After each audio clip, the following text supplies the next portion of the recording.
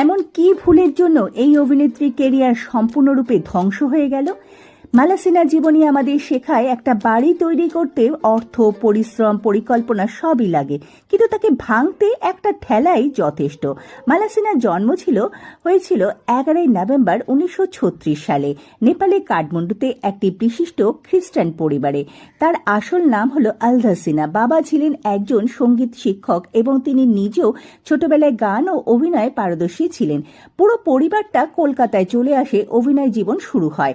বাংলা সিনেমার মাধ্যমে প্রথম বাংলা নায়িকা চরিত্রে অভিনয় করেন রোশনারাতে। বলিউডে এরপর তিনি পিয়াসা ছবিতে অভিনয় করেন গুরুদত্তের বিপরীত দিকে। এই সিনেমায় অভিনয় করার পর তাকে আর পিছনে ফিরে তাকাতে হয়নি। মালাসিনা খুব শক্তিশালী অভিনেত্রী ছিলেন। তিনি শুধুমাত্র গ্ল্যামারের উপরই নির্ভর করতেন না, বরঞ্চ চ্যালেঞ্জিং নারী প্রধান চরিত্রে অভিনয় করতেন সাহসের সঙ্গে। প্রায় সব সুপারহিট নায়কদের সঙ্গে তিনি অভিনয় করেছেন: দিলীপ কুমার, দেবানন্দ, রাজকুমার, ধর্মেন্দ্র, গুরুদত্ত। 1966 সালে মালাসিনা বিয়ে করেন নেপালের অভিনেতা চিদানন্দ বাহাদুরকে।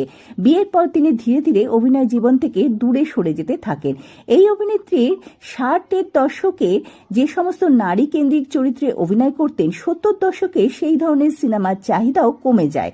বলিউডে তখন অ্যাকশন হিরো অর্থাৎ হিরো কেন্দ্রিক গল্পই জনপ্রিয় হয়ে ওঠে।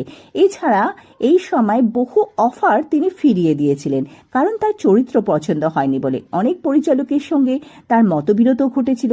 ঠিক সেই সময় হেমা মালিনী, জিনাত আমান, পারভিন ববির মতো নতুন নায়িকারা বলিউডে প্রবেশ করে। এছাড়াও আরও একটি মুখ্য কারণ ছিল তার কেরিয়ার ধ্বংসের। কথিতে আছে, কেরিয়ার যখন শীর্ষে ছিল, এই অভিনেত্রী হওয়া সত্ত্বেও, লক্ষ লক্ষ টাকা উপার্জন করা সত্ত্বেও এই অভিনেত্রী বাড়ির সমস্ত কাজ নিজেই করতেন। অর্থ অপচয় এড়াতে বাড়িতে কোনো চাকরও রাখতেন না। 1978 সালে কেরিয়ার যখন মধ্যগগনে, তখন আচানক আয়কর দপ্তরের কর্মকর্তারা তার বাড়িতে হানা দেয়।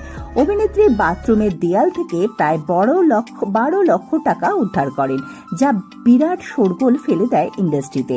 ঘটনার রেশ পৌঁছায় আদালতে। বিশেষ সূত্রে জানা যায়, আদালতে দাঁড়িয়ে মালাসিনা বলেছিলেন এই টাকা তিনি দেহ ব্যবসার মাধ্যমে সংগ্রহ করে জমিয়েছেন।